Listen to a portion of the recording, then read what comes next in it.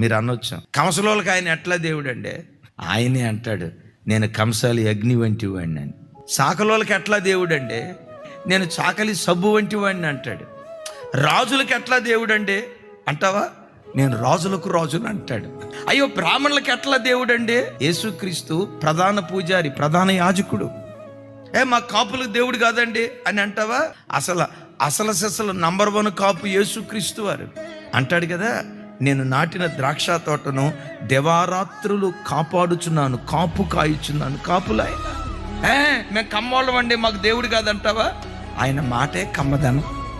మేము మాదిగోళ్ళం అండి, యేసు ప్రభు మా దేవుడు కాదంటావా? దండోర వేసిందే బైబిల్. ప్రపంచంలో ఎన్ని జాతులు ఉన్నాయో, ఎన్ని కులాలు ఉన్నాయో, నాసిక రంధ్రాలలో ఊపిరి ఉన్న ప్రతి మనుషునికి యేసే యేసే యేసే నిజదేవుడు. ఆయన తప్ప వేరొక దేవుడు లేడు.